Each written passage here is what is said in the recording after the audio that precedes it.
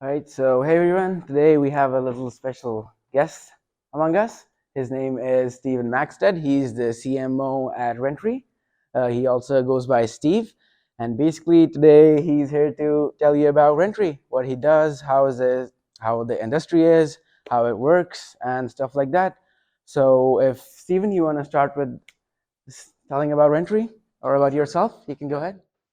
To download it, but ultimately Renterii is a centralized platform for rental industry as a whole. So whether that be existing rental merchants or companies, so if you go to a bike shop, they're renting bikes, commercial industries, so they're renting like sanders, compactors, drills, whatever you have in there.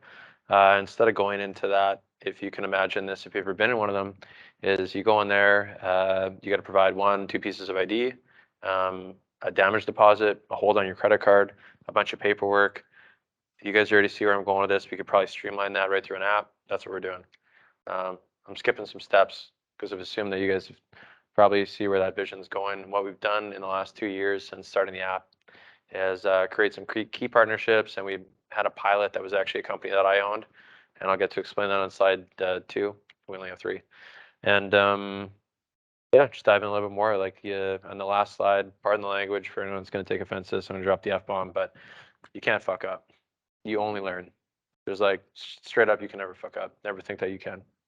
It's like impossible. Like you being in this room, you can't really mess up that bad. So always going through with that energy, I'd call it what it is. But yeah, going with that, and sorry, I don't know if I did enough for Renterii, and maybe this is different how it normally is done, but we can rent stuff out on there. I can show you guys the different maybe chat afterwards, but you can upload items peer to peer on Renterii.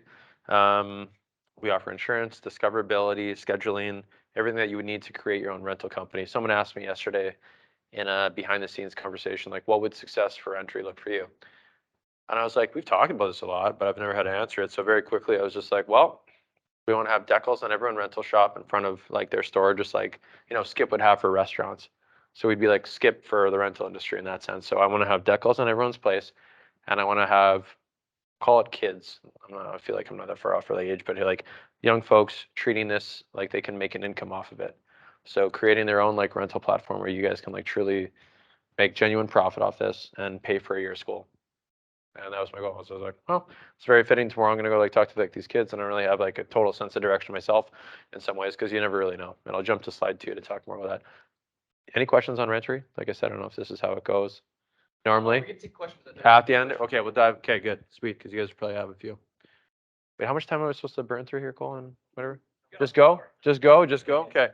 All right. So, on the back end here, like I said, without being too casual, I just don't want to like bore you. But this is like, I worked for a bunch of other companies that aren't even listed on here. I used to work at like Safeway. I did produce. I used to work for Adidas, and I saw that when I was walking in here thinking about that. Your shoes there. I used to like sell shoes at this outlet that used to be on the south end of the city there. I used to work at a golf course. I used to run my own landscape company. That was probably the most rewarding thing in terms of finances and self like thing. And then as you can see, like I kind of got away from this. This isn't necessarily in order, but out of university, I took an ag biz degree. By the way, originally I went to university with the mindset I was going to become a dentist. Did not go that way. They got a high suicide rate. And I didn't think I was gonna like dentistry that much. So as much as I thought that might have been my calling, didn't end up being that way. Took an ag biz degree, ended up working for this company here, Dow Chemical. You've probably seen like their signs on different things, whether it be agriculture inputs or insulation for buildings and structures. So that label there is probably, you've probably subconsciously seen it somewhere along your journey of life, just because they're in so many things. I bet you a lot of the building material in here is probably from Dow. Really cool thing. Got a little distracted from running my own grind. I got bought out through them. And in the words of like, you can't really F up on the next slide. We only got 3. Is you can't really mess up. I worked for them for 2 summers, created a summer student program through them after being a summer student that kind of recalibrated the whole program across Canada, or Western Canada anyways. And 5 years later, we were going through a merger with DuPont, another chemical building company. They make Teflon, all this other stuff. I thought it was a pretty safe bet for like staying on through the journey. I was like, oh, my whole career will be here. This will be sweet. And I had my life fall apart in like 15 minutes. When they told me, I was like, oh, I was like, this is the worst thing ever. This, I'll never financially recover from this. And this is a fun inside story, and this is a funny recording because I don't think we've ever said this on camera. But jumping forward to where I am now, Jordan, the other co-founder of Renterii, started with Skip in a different capacity. He did more a startup thing. We're the same age, had different journeys, but I made a mention last week that we both worked at Skip at this pitch night. And the funny thing is, when I got bought out from that thing, it was an okay payout. It wasn't like life changing, but like I could have taken half a year off and I have a house and other bills, and I could have went and traveled.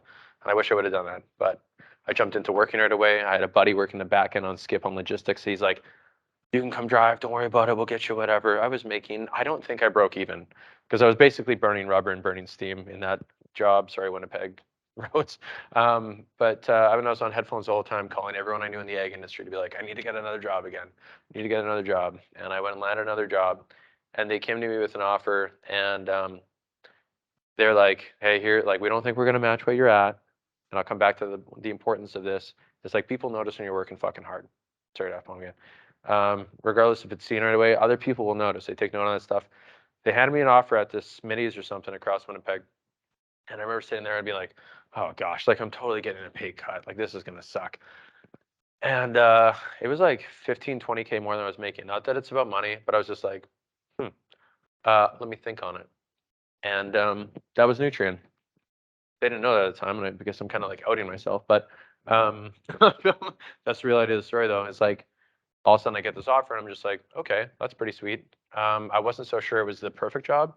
I felt the need that I needed to like go get a job though. So take it easy on your own brain on that one. Pardon me. But went and got this random job, had good connections within that company. I liked what they were doing in agriculture at the time. And I accidentally gave myself a raise and had all the same perks and benefits through that process. So like got paid out, when I worked for Skip, had a random experience there, got to learn like what the back end of that app looks like from the user, like driver side. Another cool thing to note, like all these things you can't fuck up. So I don't know if we're supposed to drop the F-bomb. Anyways, went and worked here for a bit. I was there for 7 months, and in that experience there, you work in like ag chem, and I don't know how many people here are like familiar with agriculture. Sorry, people on camera that can't necessarily respond right away, but is anyone like from a farm or any like farming background and stuff like that? You're from a farm or farming background? So the thing that I saw there and like how I started in ag was I was working on a farm, and one of the things I noted right away when working for Nutrien out of Toulon, Manitoba, was the shed was smaller than a lot of farmer sheds for storing chemical and stuff. I was like, why are they paying like a big chunk of money to pay more for like this chem thing? Yada yada. My brain started turning right away. I was only there for 7 months, and I got called by this company here, Farmers Business Network. And they were, because I'd already started spinning the wheels. I'm like, hey, how could like tech change this or whatever? How could we do whatever? Oh, pardon me. Oh God, ripping on stage. And then it came to me. I was like, whoa, there should be like a delivery system. There should be like an Amazon for this. I swear to God, my phone was tapped. Because like this company, this recruitment, oh, whoops, I drew on there. Anyways, but recruitment company calls me. They're like, hey, we're doing this company. It's like Amazon for farming. Want to deliver chem, blah, blah, blah. I'm like, yeah, that's cool. Like, that's weird. I feel like you guys are tapped in. Door opens, walk through it. I had to go to this like manager. I don't think I handled that the best. I was just like, hey, I gotta leave. I was just like, I gotta go. Like, here's my resignation. You only work for 2 weeks. That's cool. I'm going to competition. And they're like, instantly, no, here you go, blah. And I like jumped out of the plane. No one here. I literally asked the guy on the phone that was recruiting me for there. I was like, is this real? And he said to me, he's like, yes, Steven, this is real. I was like, okay, send the contract over. I'll look at it. Signed it, flew down to the States. Nobody in Canada for like a month prior to me like signing, had like a month before I flew down to South Dakota. Went there for training, started with them. Really cool thing. Top team of 10, which I still keep in touch with some of that team today at FPN. Great experience there. Helped launch the Canadian stuff there. Got involved with marketing. Just be a dirty shirt in the whole thing. We ended up parting ways a couple years later. Kind of got burnt out, frankly, just before COVID. I could kind of see that coming to a head. When companies are young and they're growing quickly like that, it's all like it's tough to keep up, especially if you're trying to touch lots of things. You're from the ground floor. It's hard to know how to navigate that. So another great learning. You can't fuck up. We grew that company a lot across Western Canada. We started moving to Eastern Canada. They've now expanded. You'll probably see them in the future, like other big things that they're doing.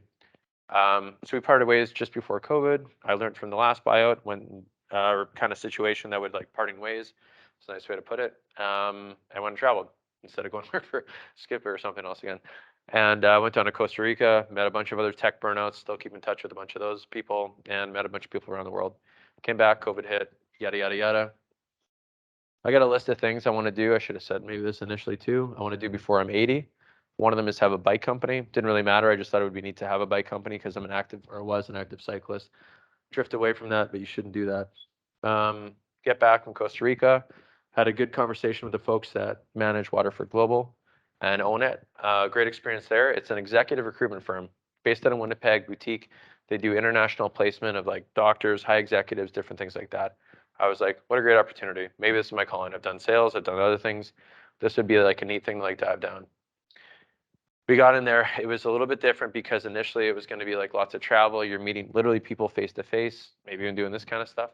And I get in there and the world was still shut down. And I think that company was still agreed to this day. Like that was a pretty tough situation to be in from the owners of that thing and some like pitching at home all day. You literally sat in front of a camera like this and be like, hi, how are you? All day long. And it became pretty tricky. And I was just like 3 months in, I'm like, I don't know about this. This is going to be a tough haul. This is going to be like a lot of me sitting in a chair for 12 hours a day. We're working with like companies out of Sweden, out of like Europe and stuff, time zones. Like we're up for a good chunk of the day doing these conversations, interviews, different things like that. And it's not in person. I'm not actually meeting anyone, but it was great networking in that space. Got to meet a lot of executives I wouldn't have had the opportunity to be one-on-one with, and just opened a lot of other doors. All the like that didn't really pan out.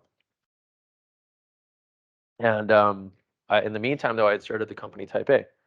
Type A bikes, Type A personality, Type A. It was funny, and I started buying and selling different like products, basically like through the online store that I made, which originally took me, it was like 2 or 3 months to make this online store through Square. Which, if any of you have done that, it really doesn't take that long. The next store that I made through them took me like 2 hours instead of 3 months of like figuring that out. So you can't mess up. You just like learn along the journey.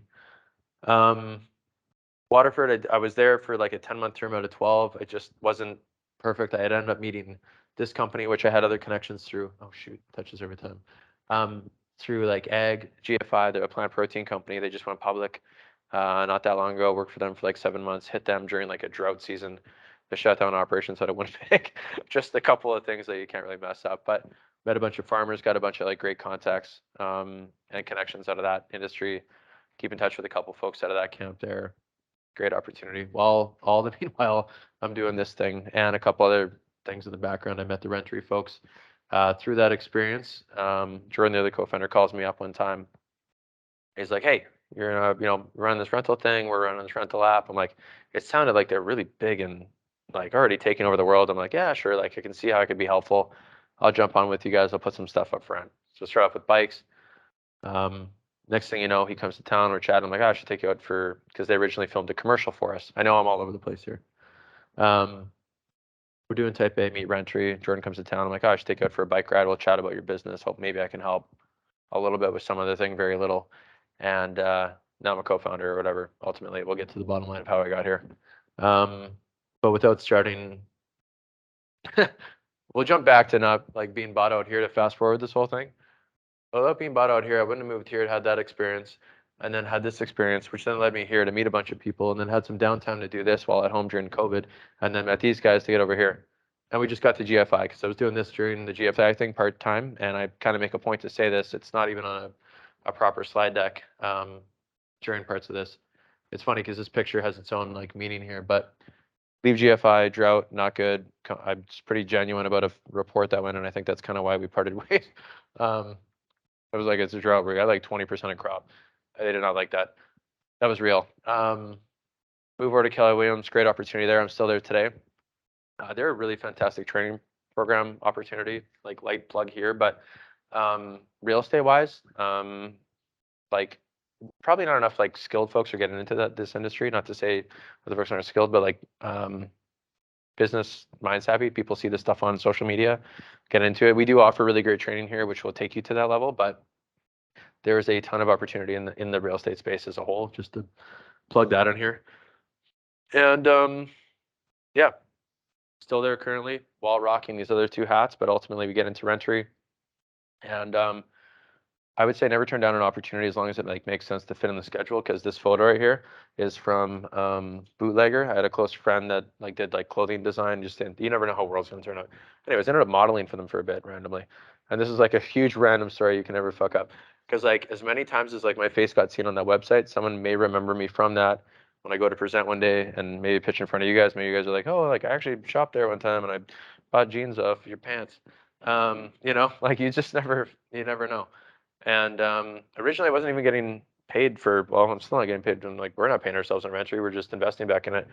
Thing wasn't getting paid for a bit through Bootlegger. I was just like, hey, should I be getting paid for this? And they're like, yeah, you are a model now, so that's neat. And yeah, then we get it. We dive into Renterii. Now we're having like meetings with investors.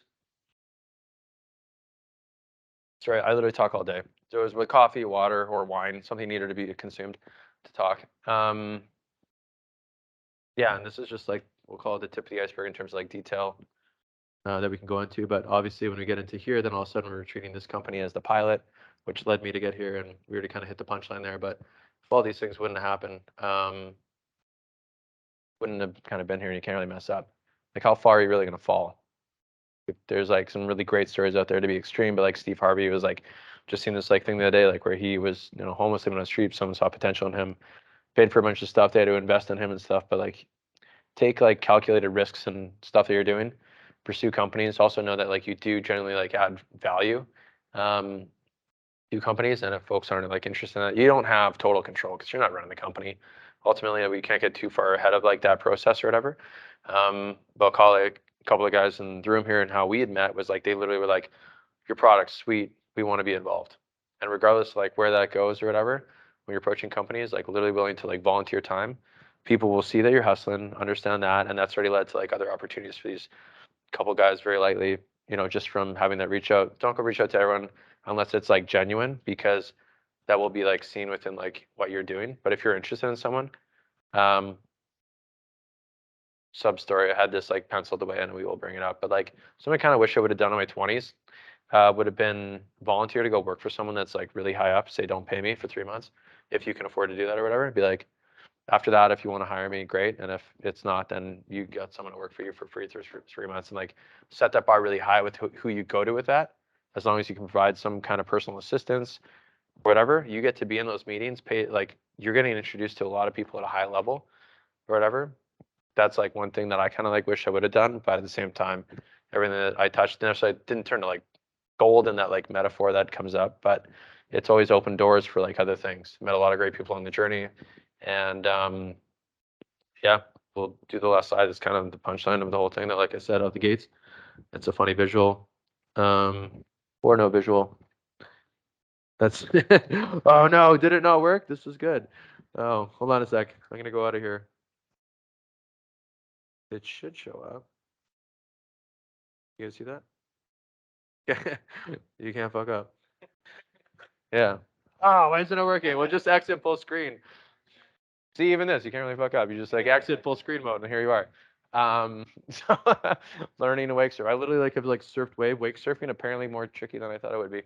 And then all the logos and other stuff. I also run a tree company. After this, I'm leaving to go pick up trees to go sell to people. And that's just like led through a whole other avenue of things. But that actually started from agriculture. That might even be like the biggest project that I do. I don't know. The focus is on Renterii and kind of changing the economy lately through creating a circular economy in here. So like you could rent out the space through the app, for example, for the evening. You guys could be generating revenue through Red River College through having this rented out and advertising as such. But yeah, there's like multitude of things we could dive down, and like how I even like came to like start to, like the bike company came from me like pursuing that pedal pub thing that's here now or whatever in Winnipeg. Have you guys seen the ads for that? I was literally like in contact with them for like 2 years prior to the pandemic, and I was like, I'll buy one, but it's got to be like lower to, I don't know if this is outing anyone. Anyways, but for like 2 years, I was like, this doesn't pencil out in Winnipeg. I was like, you dropped the price, whatever.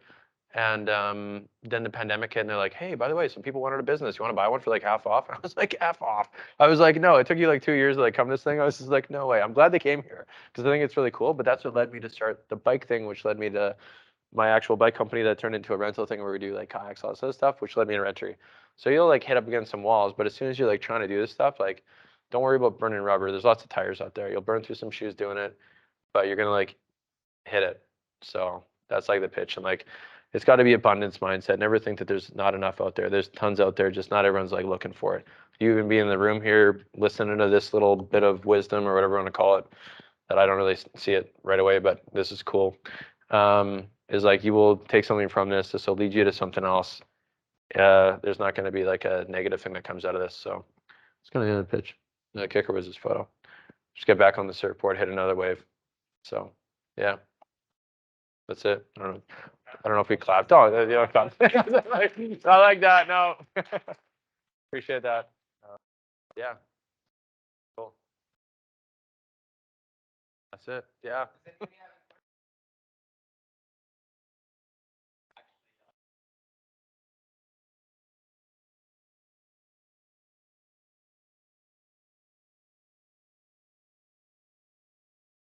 Yeah. Yeah.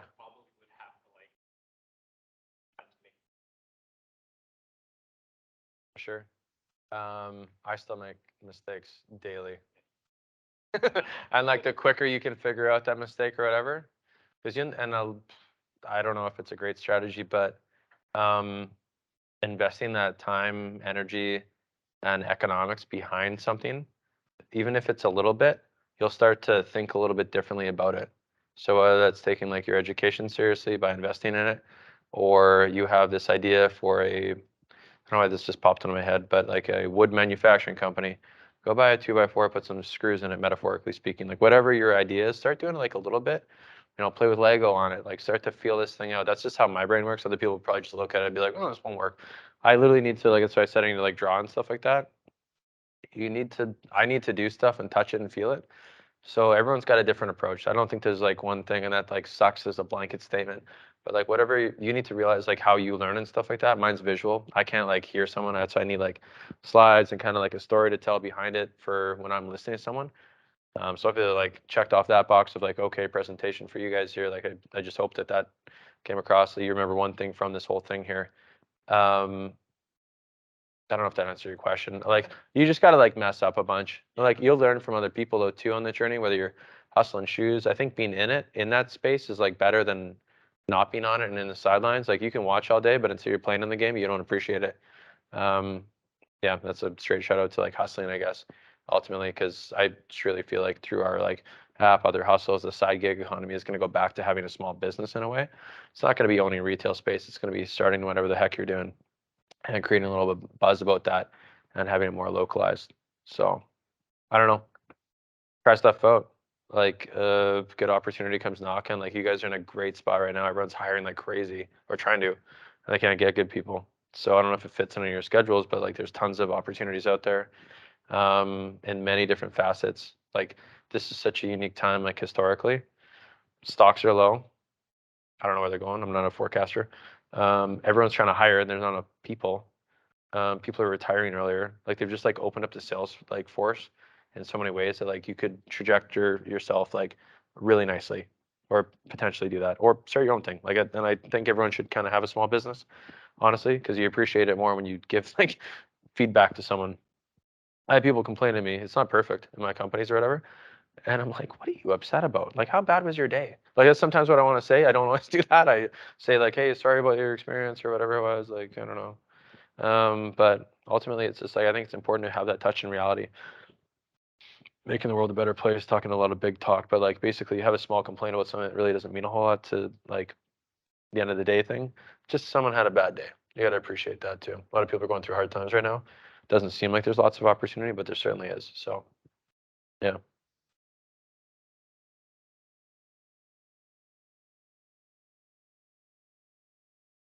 Um, we haven't got that crazy yet. Because like we're not there was a punch bowl. There was people renting out teacups, like old school teacups. You have like a tea party. Like people don't collect that stuff anymore. I don't know. Um, I don't know if it's mostly. I'm not gonna like be great at answering this until like maybe comes back later. We've had a bunch of stuff added on though, and like I see the long play for them for sure. Like we got like the simple stuff is really what's gonna make the most money in my opinion right now in there. Spaces, commercial equipment that's like needed for building stuff.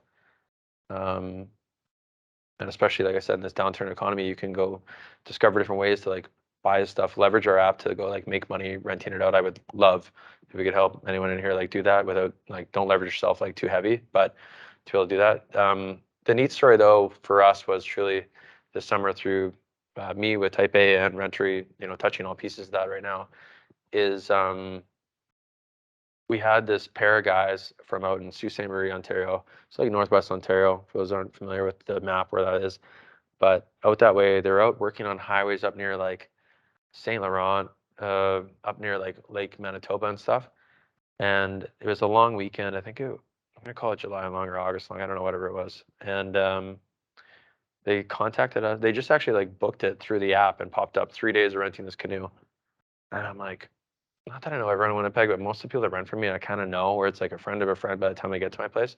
Not a hot clue. I'm a bit worried that they're going to steal it, genuinely. Even though I opted into insurance, I'm just like, this thing's definitely not coming back. But I'm going to go through the motions because it's a neat thing. So, and we'll do the selfie right away. But like, it's the thing of our brand with Renterii. I force these guys to take a selfie. I'm like, well, at least they got their face if they steal it. And they didn't realize at the time. I just said this is something we do with every customer, but I was pretty worried that they weren't coming back. And they rented it for 3 days, long weekend there. I gave them an extra like half a day. I was there like, we were fishing all weekend, whatever, blah, blah. They literally were the first people to rent that canoe, and they took it out 3 days, brought it back, great. But that was a unique experience for us as a company to like, have that true like 100% handoff. I asked them how they find us. They Googled how to rent stuff. Other places were sold out. They found the app. They downloaded it. They literally booked it without even like knowing us, and had that whole process happen through Renterii. And how did I get here? From selling shoes at Adidas and running a lawn company years ago, and then all the other shit I just ran through. And that was a cool thing to have happen when you created something right from ground zero, and someone like finds your product, does it the way that you want them to.